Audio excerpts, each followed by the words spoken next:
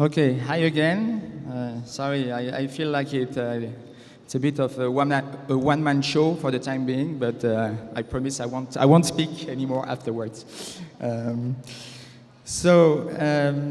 have our first session. We have a very distinguished speakers. So this session is precisely about the first pillar of our economic compact on economic governance, focusing not only on indeed the issue of growth, but how to engineer a more inclusive type of growth, but also looking very much at the design of economic reforms, something that the Vice Minister mentioned. So the sort of a political economy of reform, how you undertake reform, how you communicate about reform, the sequencing of reforms. And on that, we are lucky to have the Vice Minister staying with us for this session, but also to have Isabel Koske, my colleague, who is Deputy Director of the Economics Department of the OECD, and which is precisely leading a project on making reform happen, so that those issues of reform implementation have no secret for her. And obviously at the OECD, we always try to provide a sort of a comparative perspective on policies and see what works best in different countries, in various settings, and to have this sort of lessons from good practices in OECD countries, but also beyond. And so our insights will be obviously very welcome. And we have also today with us Dr. Hania Sholkamy, who is currently an associate research professor at the Social Research Center of the AUC, and I think who served also beforehand in the Ministry of Social Affairs. So we'll undoubtedly have strong views on how to engineer a more inclusive type of growth in Egypt. I'm sure.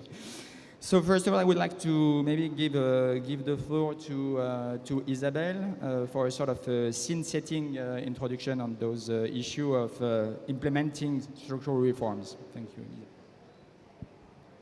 Well, thank you very much for inviting me to speak in this session. It's a great honor to be here today with all of you and to talk about countries' experience on how to successfully implement structural reforms for strong and more inclusive growth.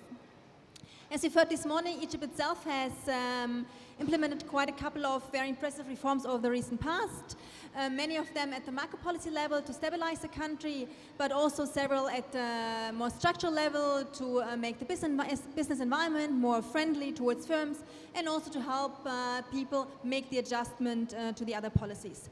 But as you've also heard, the country is still facing a number of challenges, as many countries. Large parts of the population are still either poor, vulnerable, youth and female unemployment are still pretty high, and many private sector jobs are informal and hence low quality, low productivity, and low pay. So there's still quite some additional reforms that the country needs to make, and it's against this background that I would like to present or basically highlight a couple of factors that seem important for the success of reforms. And it's quite funny because I saw that you will talk about 7 observations in your intervention, so I will talk about 7 factors. So the number 7 somehow seems to be the magic number for this session, exactly in 7 minutes, yes. So first of all, let me highlight that for structural reforms to be successful, they need to be implemented in a coherent, comprehensive, and whole-of-government way. But a coordination of reforms across different policy areas not only eases the implementation, but it also maximizes the impact. A prime example here is informality, very relevant to Egypt, because if governments want to successfully reduce informality, they need to act on several different fronts and undertake complementary policy reforms in areas such as labor law, taxation, product market regulation, also education. If you only act in one of these areas, you are unlikely to really see the benefits of the reforms because bottlenecks in the other areas will hold back these benefits. However, as we all know, the political and technical challenges involved in actually delivering reforms are enormous.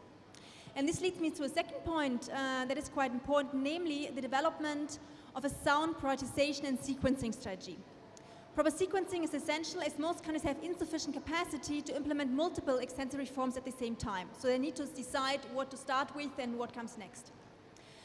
In terms of countries' experience, for instance, there is some evidence that product market liberalization can improve the conditions for labor market reforms through an increase in the demand for labor. Also, experience shows that tackling the easiest issues first can actually generate a momentum for further reform. Because if measures lead to expectation that further change is being done, firms and people, they change their behavior and anticipation, and this in itself may reduce resistance to future change. In product markets, for instance, sectors that have already been opened up to competition often support efficiency-enhancing reforms in those sectors on which they rely for inputs. For instance, when Australia liberalized its electricity sector in the early 2000s, it was understood that the inefficiency in this sector is actually holding back the competitiveness of the country's tradable sectors that had been opened up before. A third point I want to make is getting broad consensus for reform. This is also critical. If there's a public conflict within the government or in the ruling party over reform, the reform is often abandoned. In some countries, governments even seek consensus with the opposition for reform. One example here is Mexico, where the government in 2012 broke the political gridlock by bringing the three largest parties together behind the so-called Pacto for Mexico, which was an agreement on a single, multifaceted package of specific reforms in various sectors.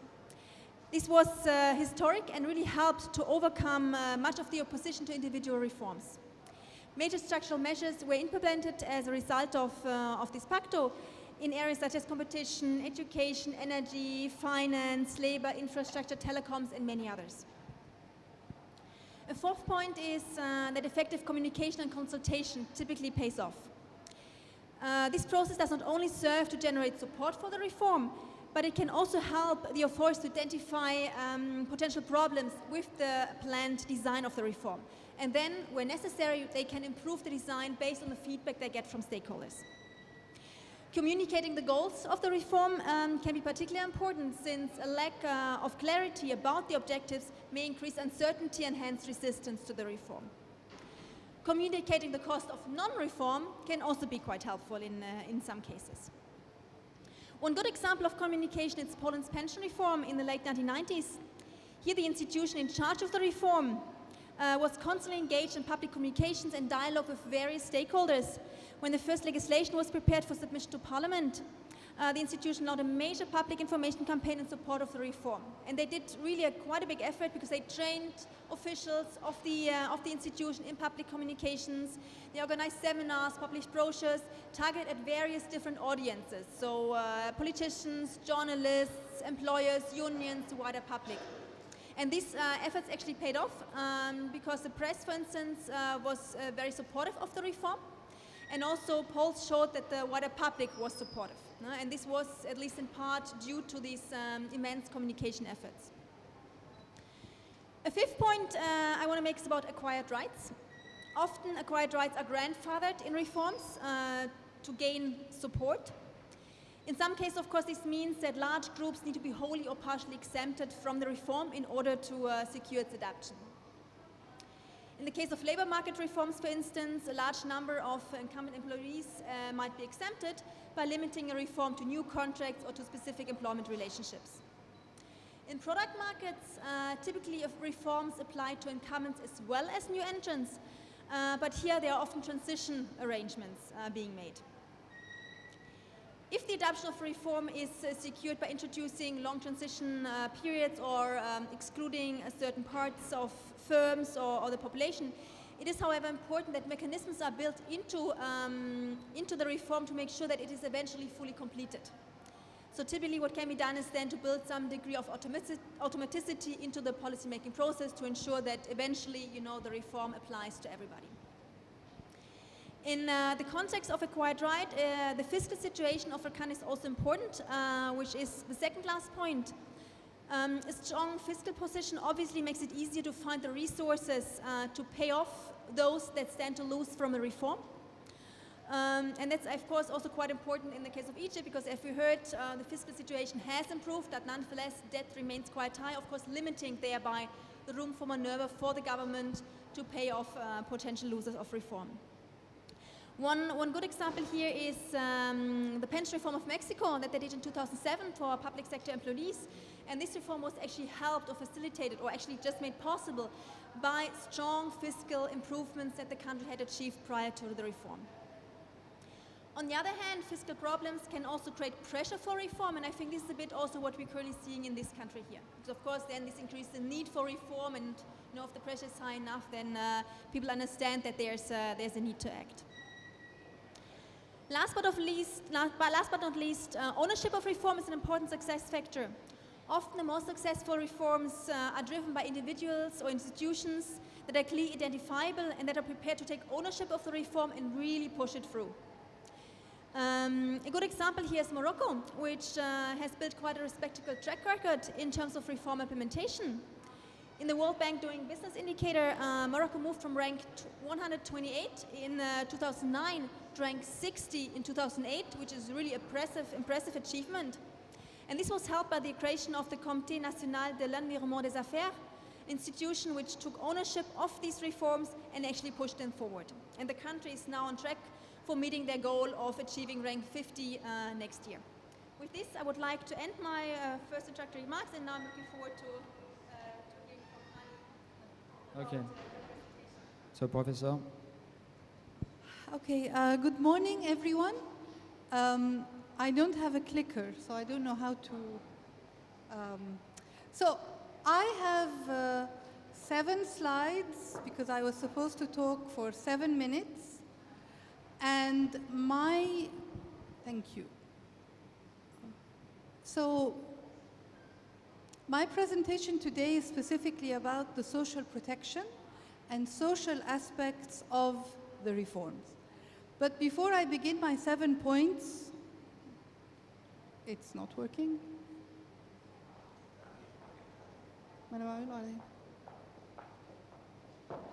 I have a general observation to make. And the general observation that, I think there was one before then.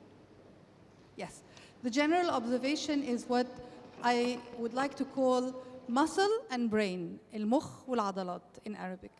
So no matter how excellent the thinking behind the reform is, if there are implementation problems, then the reform will not reach its full potential. And implementation problems can be due to the lack of an evidence base, due to an understanding of context, due to lack of consultation. All of these things affect the quality of the implementation. And therefore, I think one thing we can be sure of is that the technocratic approach to reform in Egypt may be necessary if we don't have political consensus, but it certainly is not sufficient. Next. So my next slide.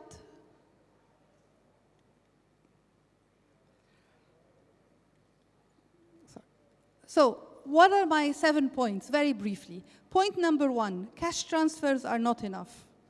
Cash transfers will never supply the necessary adaptation and compensation for the reforms. And here I have a few points. I don't want to go into all of them. There are targeting limitations. You will never find all of the deserving poor or all of the people affected by a reform. There is a problem of sufficiency and adequacy. You will never be able to compensate everyone or get them to a level of dignified income if only you're using redistribution tools. Financing. We have a crisis in the financing of social protection. Have we made enough savings from the subsidy reforms with the increasing numbers of poor, which is expected because there is a demographic effect. I think the social protection measures we have had and which my colleague Dr. Kamali has talked about did have an effect, but it can never be enough. How can cash transfers integrate with the idea of work? This is the conundrum, this is the problem.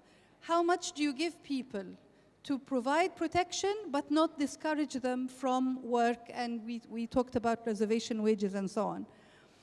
What is the graduation and phasing out? We have done nothing on this in Egypt. What happens to people after 2 or 3 years on social protection programs. And unfortunately, the Forsa program is nothing compared to Karama وتكافل. This is not a personal interest. Having worked on Karama وتكافل, the scale of Forsa is not enough, and Forsa is not an economically conceptualized program. So my next point. 2, income poverty is an insufficient metric. If we go on measuring income poverty only, we will never be able to arrive at the reforms that we need to really create inclusive growth and a fair society. So the failure of our past regime, it's mentioned in the report, the social safety net, the social pensions, was not because they were just distributing money. The failure was because they were inadequate. They were not funded well. They were poorly implemented. They had very high transaction costs. And there was a lot of corruption. But our old social pensions targeted categories of poor, not income poverty alone. And I think we really do need to reconceptualize vulnerability, not only in terms of a poverty metric, but also to think about lost opportunities and needed skills. Third point, we do have an inequality problem in Egypt, but it's not just the inequality that we see all over the world that is an outcome of certain trajectories of development. It's also structural.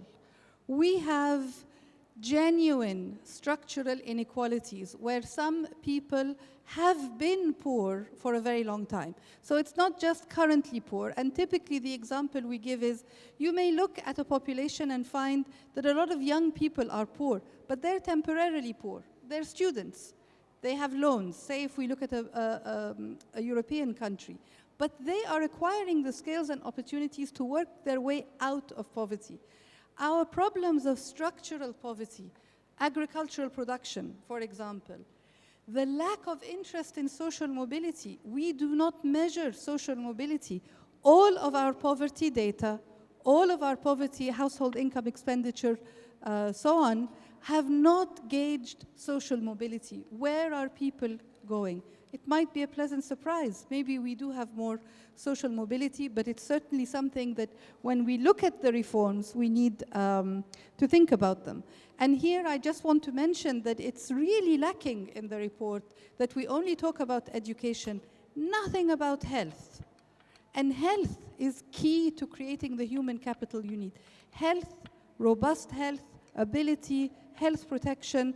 Egypt is undergoing, is introducing a national health insurance scheme, and this is a key economic reform that I think is worth mentioning. Now, number 4, it's highly personal, but I dare say, I hope other people share this concern with me, is the problem of research and evidence as a key to policy. Research and data are the only solid infrastructure upon which good policies are based. And open and sound data are necessary just for very evident issues. Poverty targeting. How will we know who is poor if we're not doing research on poverty? Interpreting the UNR. We have the creation of a unified national registry of users. That's fine. That is something you can do at the top. It's data-driven. It's all documentation or archival data. But how do you interpret it? How do you understand what the meaning of the registry is? So if you still think, as some people do, that having 10 faddans in Egypt means that you are not income insecure, then you don't know how to interpret the data. Because 10 faddan in Upper Egypt is different from 10 faddan in the desert, is different from 10 faddan elsewhere. So you really do need research, open research, to be able to interpret data. Also to assess adequacy and sufficiency, accountability, impact and evaluation. And it is really a tragedy if we agree that research continues to be done but is not shared and is not released. 5, middle class stagnation is a drag on all policies. And of course, we should celebrate, two more. We should celebrate the subsidy reform and the VAT and the pricing of inputs. But however, this bizarre image that Egypt is made out of rich people and poor people and no one in the middle is leading us to really unsound policies, because we think that everyone except the very few that does not deserve some kind of investment. We don't need to call it subsidy, we can call it investment.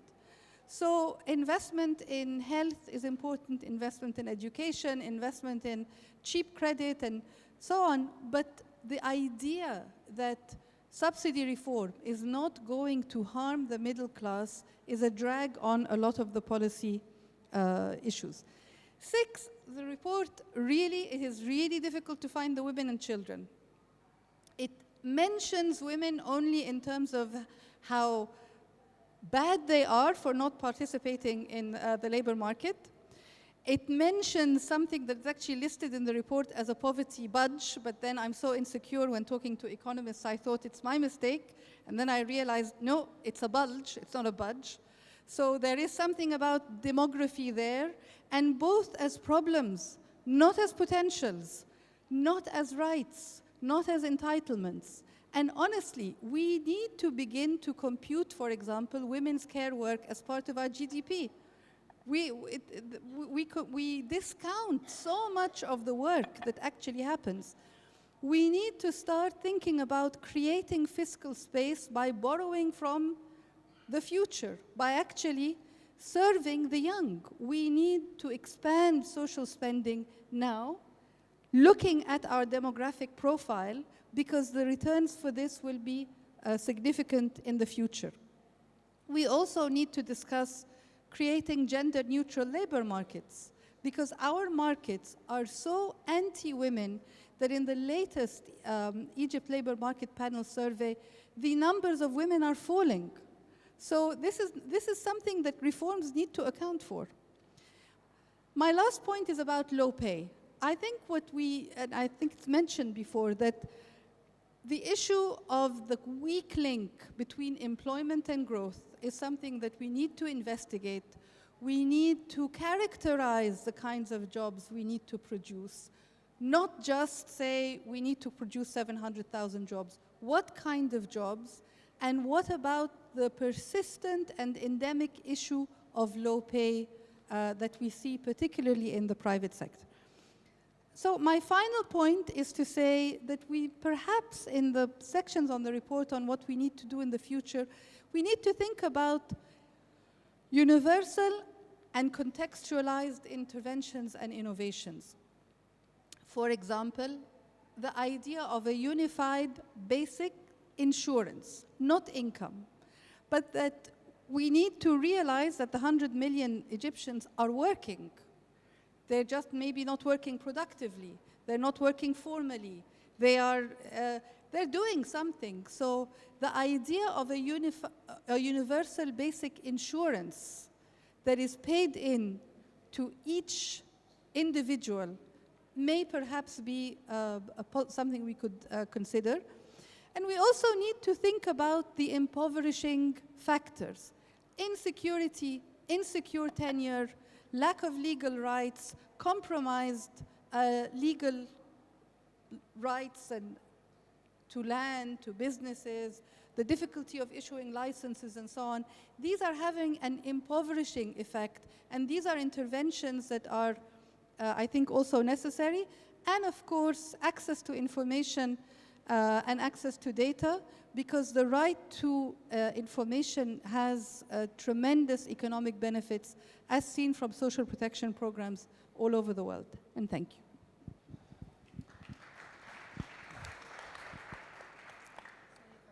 No, thank you, Professor. I think it was really very concrete, very specific, and also thought-provoking. So it's very good that the Vice Minister stayed with us, because you may want to react both maybe to Isabel intervention that sets out the sort of a roadmap for reforms, and of course you're on the practitioner side, so on our side we are the advisor. It's always easy to advise.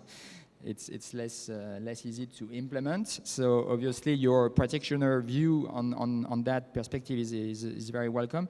But also I think you set out a sort of ambitious policy program in this area. So Vice Minister, your reaction is obviously very welcome. Thank you very much. Now, given that, by the way, it's very, very hard to comment on this for different reasons. First, that we are talking about transparency and governance.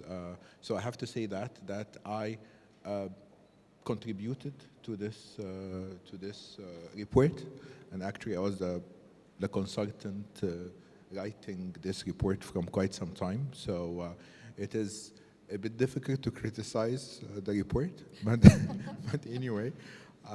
So this is from one side. From the other side, I think being somebody who is an economist, we try as much as possible to be objective, and this is, I think, always you have to have this academic honesty all the time, but being an academic and teaching theory is quite different from being in charge and being in the place of a policy making.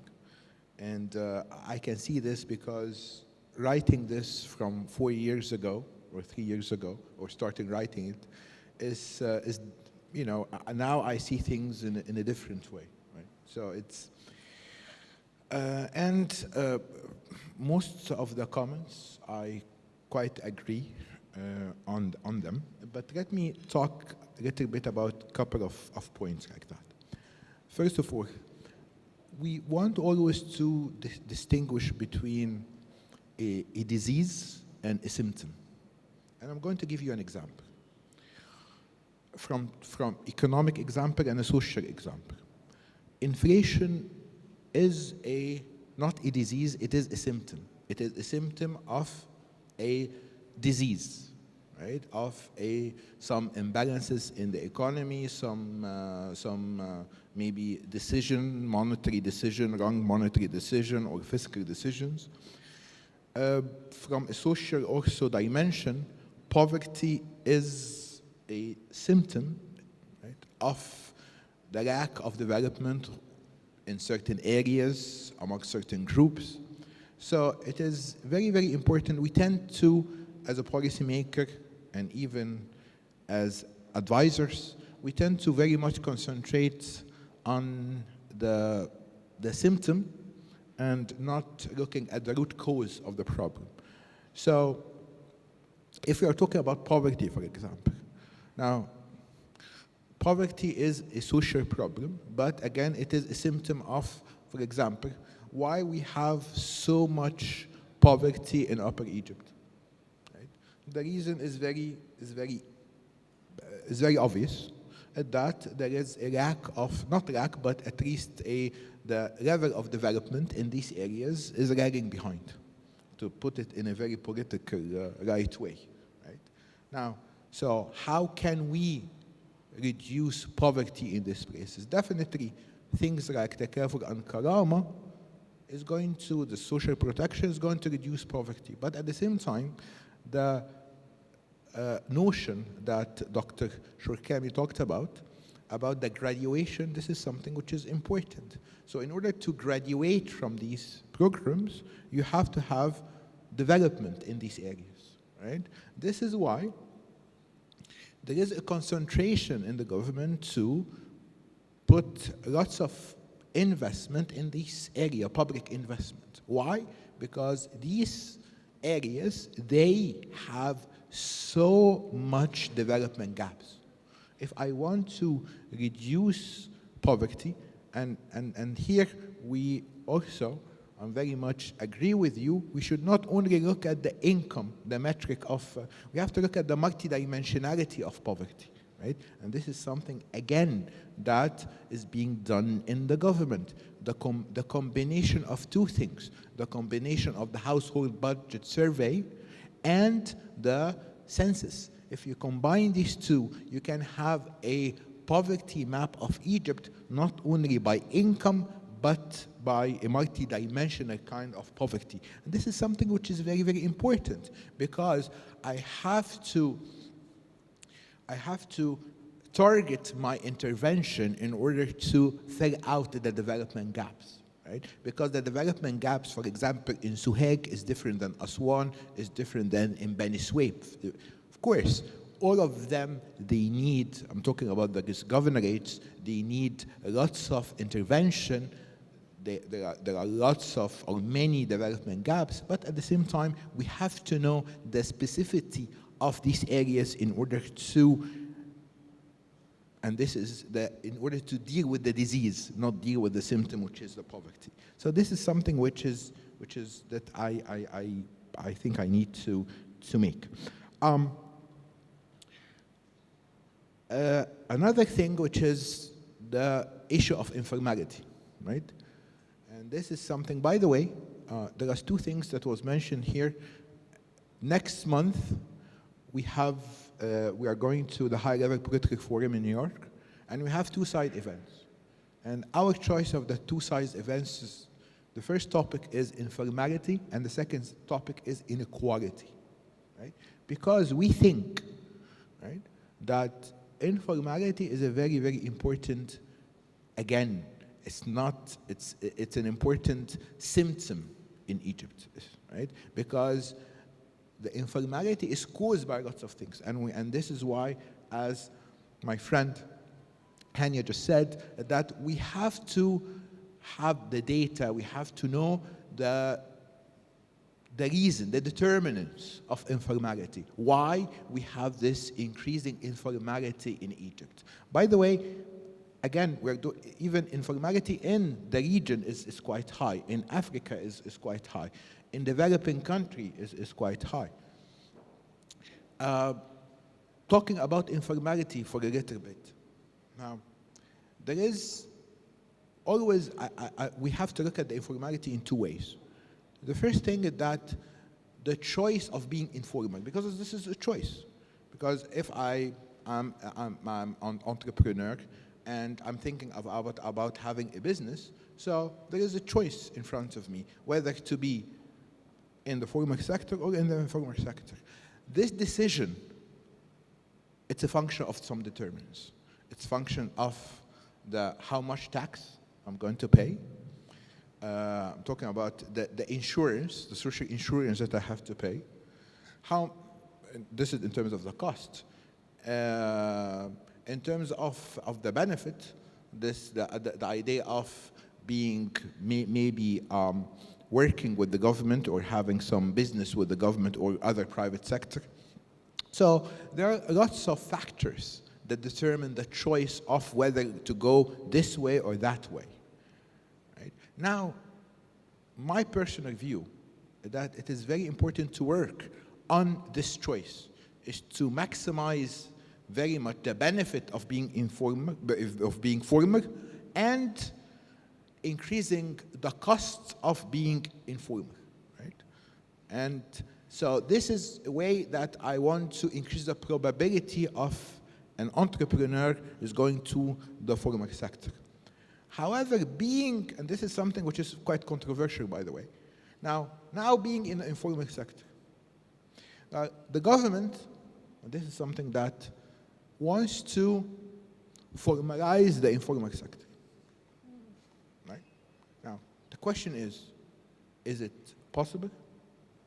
And how much, if I have, for example, 100, 50% of them, can I make them formal? This is a very interesting question. By the way, given putting aside the hat of the policymaker and putting the hat of an academician, there is a very interesting paper that was written on the productivity of the informal sector. And it says the following, that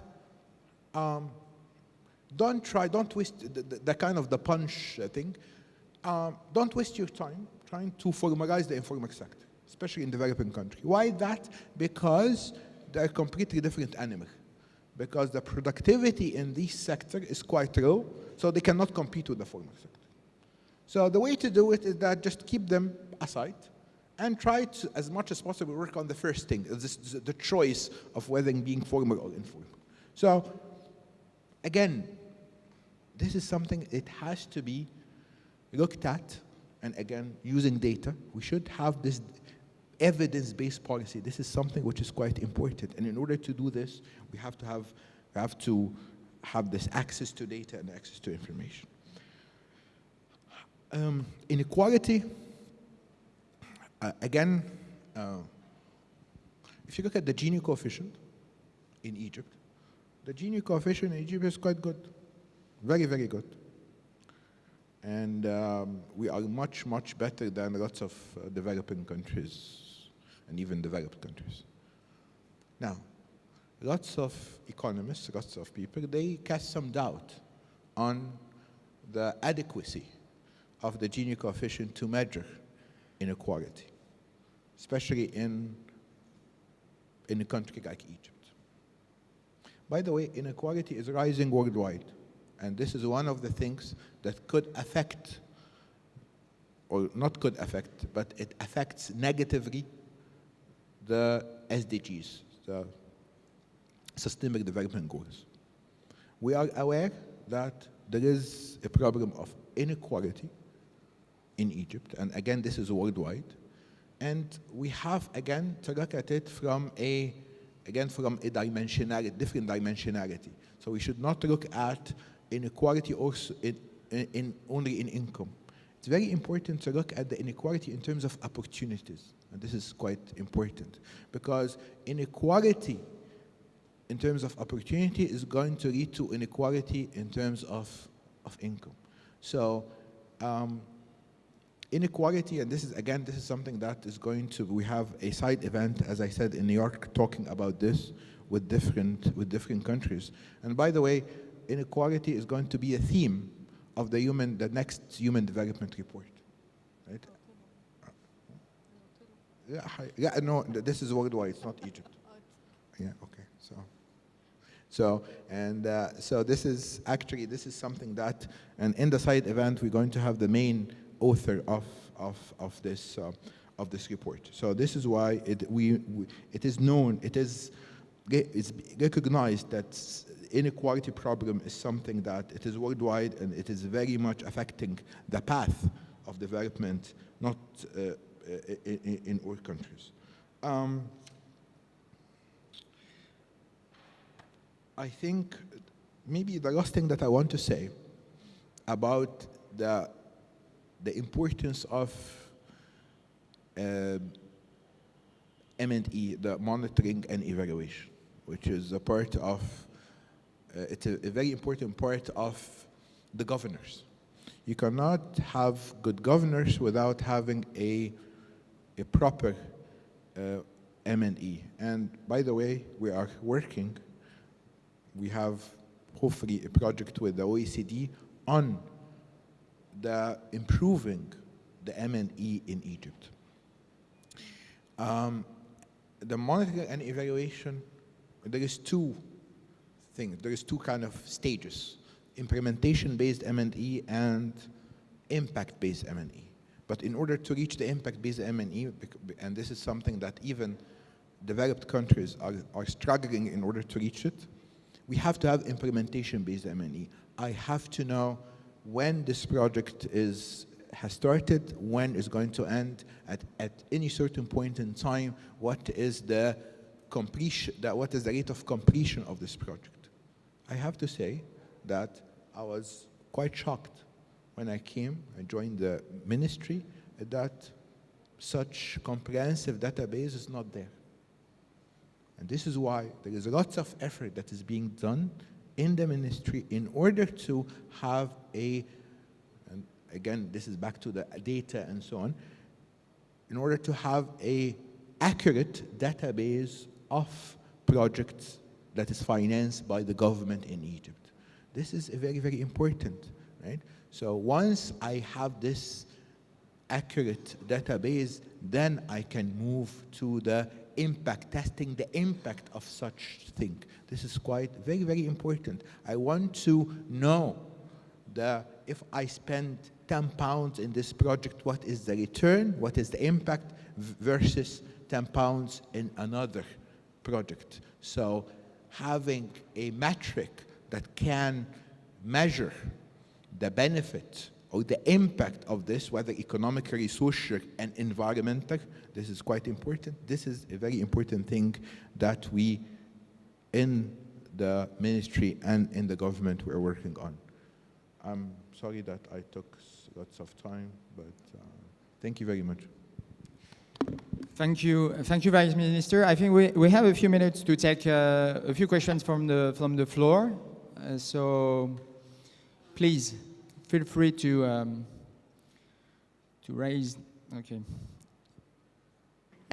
I'm MP Sylvia Nabil. I'm from the Egyptian Parliament, member of the Planning and Budgeting Committee, and chairing a subcommittee in that committee for the transformation or the monitoring of transformation to program-based budgeting and the execution of SDS 2030, Egypt Vision 2030. I just wanted to comment or ask about the formalization that we were just talking about. I think as a government or I think we are just lacking the real target why we want to formalize everything. I asked that in many sessions or many events, no clear answer.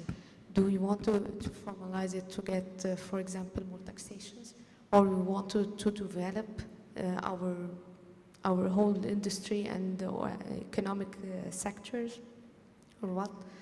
But I think that's a real question that we need to answer. Also, the last or this year budget for 1920, the program-based budgeting, I think we were not, the government was not spending a lot on this issue, formalization. The only program that we found in the program-based budgeting for 31 ministries or all their institutions, that was only in the labor ministry. It was just mentioned that we need to formalize, or it's just mentioned that we have nothing, for example, in the trade and the industry ministry. And I think we are not spending any money on it. From my point of view, we are not implementing it. If we're not focusing on it, on budgeting, if we're not doing it. And also, the other point that the people who choose to go in a formal sector, I think they do it because their own beliefs, their own cultural beliefs drives them to do that. It's not the incentives. I think the whole framework has to be focused on and done properly in a structured way. They, for example, they may be looking for acknowledgement. That's their way. Their families or their culture are treated that we have to be in the formal sector, but not as incentives, because you know that the formal sector are really suffering with officials that come every day having different, unclear requests, and this is not focused on from the government. And I think that the government has to focus to solve this problem first. About the cost, no, it's not the cost, because we all know also that the informal sector, they pay a lot of costs, but also in an informal way. That's not the only thing about taxation that they are maybe they are as incentives that could be given to the informal sectors as incentives. No, it is not. I think that we need to focus on it and spend on it and have a real clear plan that every ministry has a role in it, because the informal sector is not in one sector or one direction only, it's all over the sectors. My question is, why do we want to formalize the informal sector? Thank you. Maybe we can take a second or third question. Good morning. Thank you very much for the interesting session. I just have a comment about when you were talking, Doctor, about the ecosystem of making things happen. I totally agree that implementing the policies, it's challenging when you do not have the ecosystem that makes the policies effective. And in the government, we totally understand that. And that's why, as Dr. Abla mentioned in her comment, we have gone through previous economic reforms programs, but they were not effective or they were not continued. This time the challenge is to have it sustainable, not only by looking at the policies and implementing the policies, but also making it happen by making the reform in the ecosystem itself. So things are done parallel, they're done at the same time, they're done simultaneous altogether. So that's why it might not appear that we have the best effect or the strongest effect, because they're being done all together. And eventually, we hope that this will happen. Regarding the poverty and also classifying the poverty, there are so many studies, close studies to the real world, that are redefining the poverty and who's coming under the poverty line and whom do we consider in the poverty, because we have seen that this is not actually, as you mentioned, show that if a person has tenfaddan, so he's poor or he's not poor. There are other criteria, wanted to add this comment to your point, but we totally agree. Thank you very much. Abla? Thank you. I thank the panel, of course, for the contribution, and very quickly, very quick comments. The fact that women and children are looked at as a burden in this country is very much a reality. And unless we change that, we are not going to go very far. That's number one. Number two, I have a very big problem with seeing Takaful and Karama as the solution, okay, or even part of the solution. It's much bigger than that. If we give people the opportunity for social mobility, like my friend and colleague Hania was talking about, if there is a proper education system and there are equal opportunities, then you can move forward, then you can take care of poverty. It's all integrated. We cannot separate the social policies from the economic policies. They are very much at their heart and at the institutional part. Monitoring and evaluation, it's very important that the government is giving attention to this, but monitoring and evaluation cannot and should not be done by the same institution that's implementing. So to what extent is the government integrating the civil society in assessing the level of implementation and the impact? Last point about the informality. The reason people are in the informal sector is not because they are bad or necessarily because of their culture, but actually it's because of the failures in the formal sector. If you have a formal sector that's giving advantages to whoever gets involved, they will get involved in it as well. So the first solution for the informality is to fix the formal sector. This way they will want to go in there. And looking at it from a tax angle is not going to take us very far at all in this area. There is lots of room, lots of need for more reform at the real economy level if we are really reach implementation. Thank you. Okay, any more questions from the floor or comments? Okay, maybe Isabel, you want to tell us about the trade-offs that policymakers are facing when implementing policy reform, because this is exactly the point about policy packages, how you design those policy packages. And for instance, engineering inclusive growth in the context of fiscal consolidation is obviously a bit like squaring the circle. So please. Thank you. No, I perfectly agree with Hani what you said. I mean, cash transfer programs are obviously not enough, right? So if you really want to promote inclusive growth, you need to do more than that, and you need to act on several fronts. Of course, we're talking about inclusive growth, so you want to achieve, say, inclusiveness, equality at the same time as growth, and as Nicolas just pointed out, in the case of Egypt, also against very relevant fiscal constraints. They are nonetheless win-win policies, policies that achieve both objectives, some more expensive, some less expensive. Education was mentioned in one area. I think this is also, from our perspective as the OECD, the prime example of a win-win policy, and it's a very relevant one for Egypt. So really need to invest in education, both in terms of the young, but also, of course, those that are already in the labor market. This is crucial. But given the fiscal situation, you need to also act on other fronts that are less costly, because obviously investing in education does not come cheap. Nonetheless, it's very important. For instance, women empowerment. This is also a very clear win-win policy, which is very relevant for Egypt.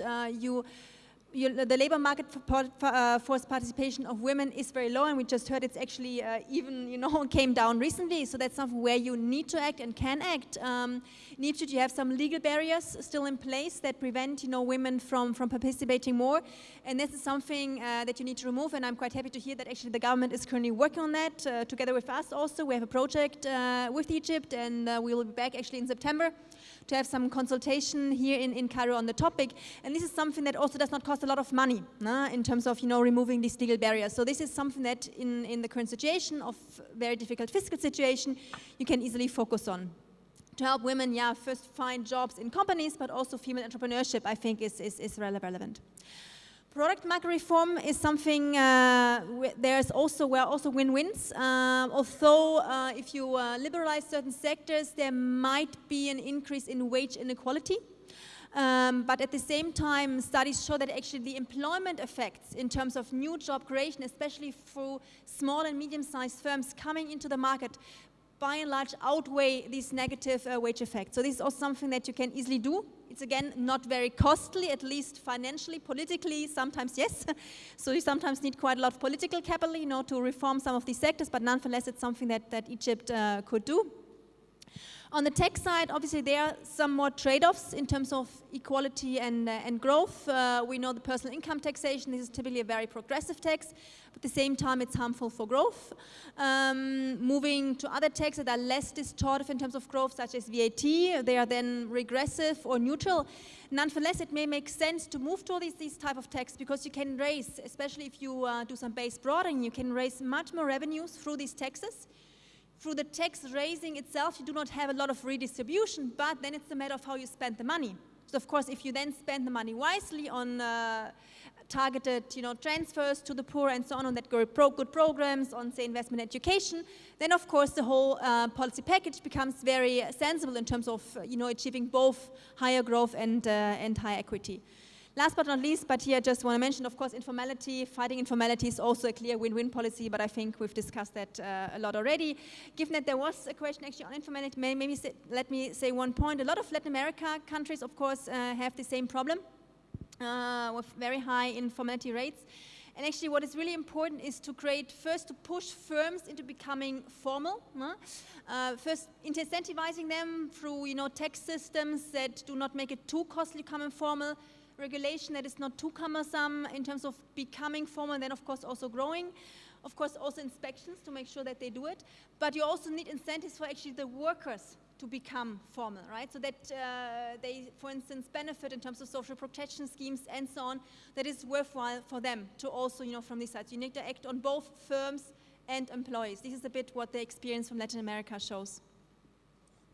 Professor, informality.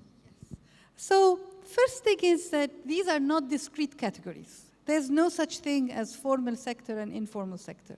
There are value chains that have informal bits and formal bits. And therefore, when we need to look, so for example, I may work formally, but the lovely lady who helps me at home is employed informally. So, and we are both part of one value chain. That value chain being producing welfare at home. So when we think about informality, as Her Excellency Sylvia said, we really do need to think about why and what we want to formalize.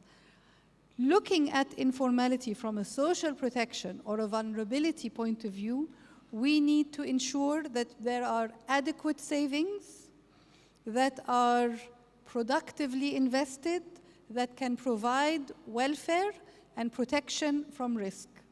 So that can be approached through a variety of universal schemes and a variety of legal and security guarantees that respect people's productivity. I don't think, the paper that was mentioned by Dr. Kameli also mentions that the low cost of informal production means that yes, the productivity may be low in terms of production, but it's a very low cost to enter that market. So you don't have an outlay to buy land or buy contract or... So I think that's why we need to think of we need to embrace informality as a gift that we can optimize in ways that increase people's welfare. And that would be my take, but who am I? In the end, I'm an anthropologist, I'm not an economist. Dr. Jihan said 2 points, and I really beg to differ. You may have poverty data, but no one else does. And you cannot produce a coherent and accepted poverty line without having open access that enables people to inform this model. We can't have social or economic modeling of any kind of data if there isn't enough participation in people bringing in more to that. So I think that, of course, there is some kind of data, but what is it and how good is it and who's produced it and so on needs a sort of public debate. The other point she raised about capacity and what I was calling the brains and muscles. So let's look at the missed opportunity. The programs that are very dear to my heart, and I'm very proud of them, Karama and Takaful, are social workers better capable to apply or provide other programs? Has there been investment in the frontline service providers? That's what I mean by the muscles, the quality of the implementation, no matter how excellent it is from the center, if it is not improved on the ground, then we really have lost an opportunity. So if we're talking about lack of competition in the financial sector, as you were saying, have we developed the ability to provide financial tools to be able to help small and micro level producers? The courts, legal systems, the administrators, the service providers. These are the people that can really develop welfare, but they cannot develop welfare just on the basis of a technocratic model developed somewhere and approved by an international community.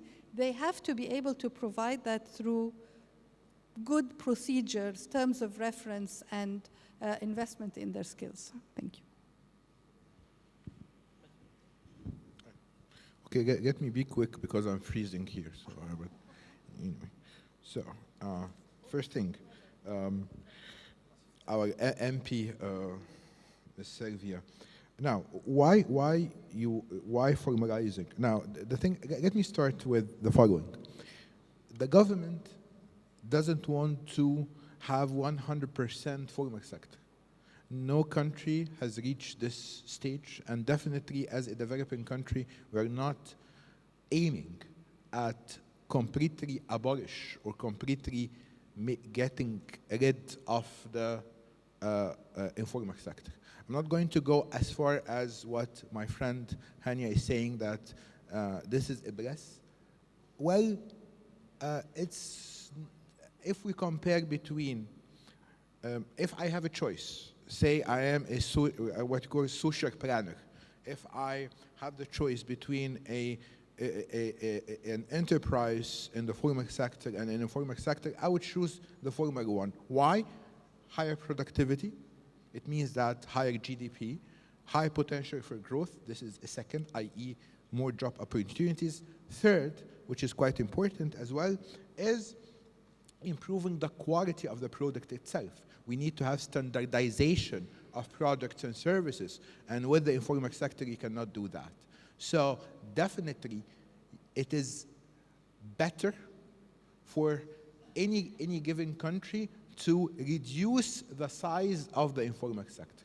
But completely getting rid of it, it is something that it cannot be done. Another thing which is quite important, the report talks about taxes to GDP. Taxes to GDP is something that in Egypt, it is less than the average developing country. This is, if we need to have fiscal space, you cannot have a fiscal space with a less than 15% taxes divided by GDP. You need to raise this. And the way to raise this, or a possible venue, not the only venue, to do this, is to have more more formal enterprises, right?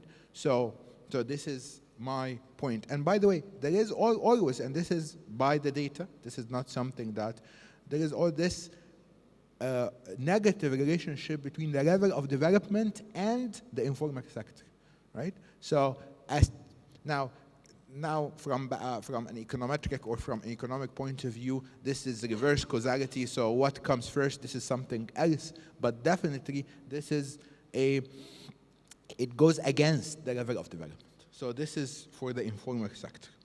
Now, if I may comment on Dr. Abra's Abdulatif about the MNE, definitely, right?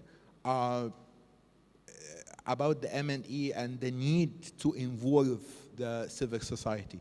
This is the step that we are going towards its direction. Now, access to information is something which is very, very important, but we want to make sure that the database itself of projects, they're accurate, right? And then, and this is something that we're going to do, that we're going to disseminate this data and this information to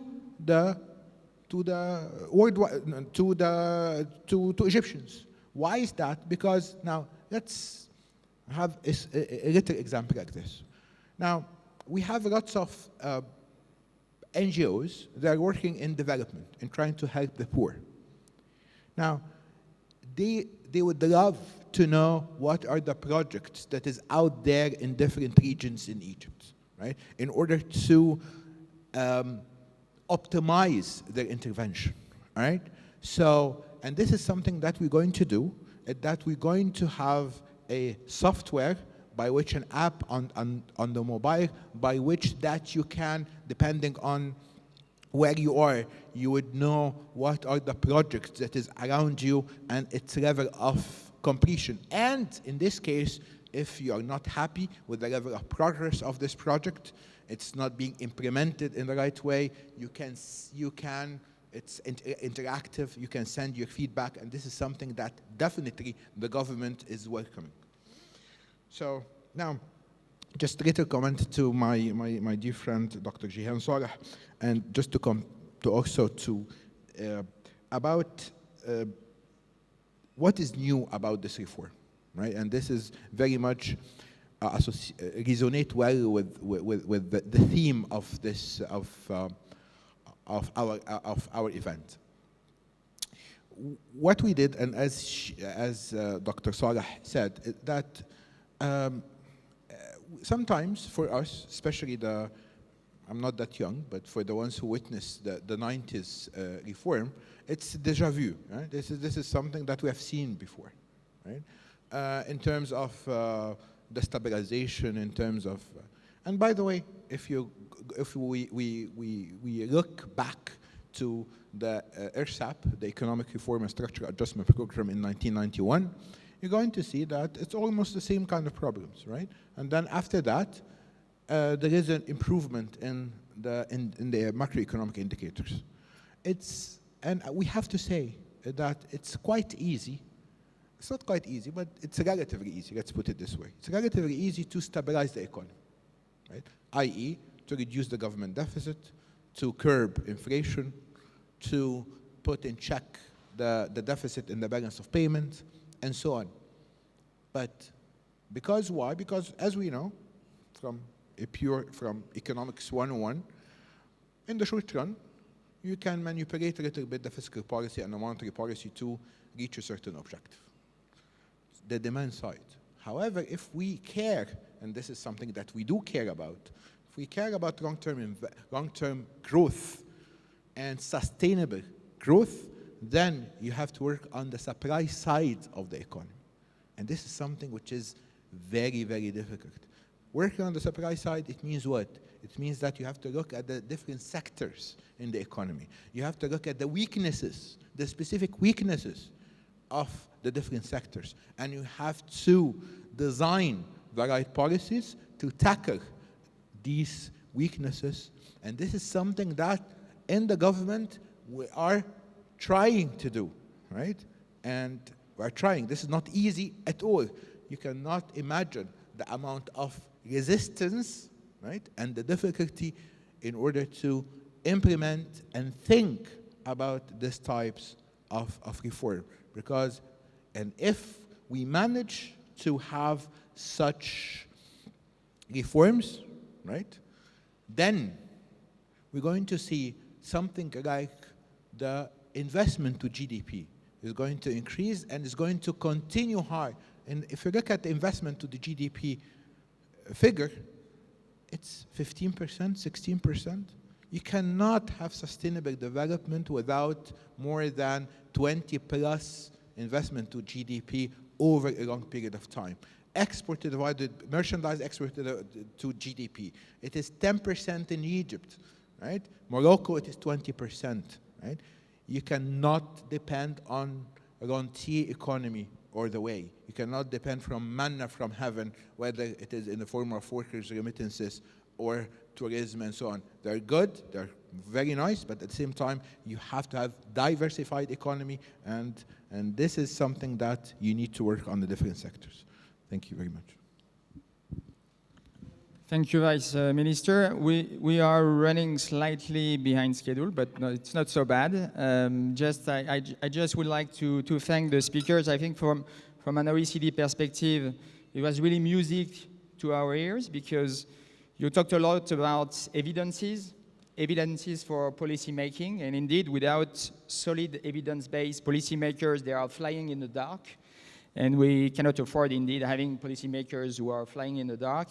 And from that perspective, indeed, you can count on the OECD, Vice Minister, because we are precisely about providing the evidence base for policy making. This is exactly what people like Isabel are doing. So please count on us. I was also really struck by this emphasis on inclusive growth.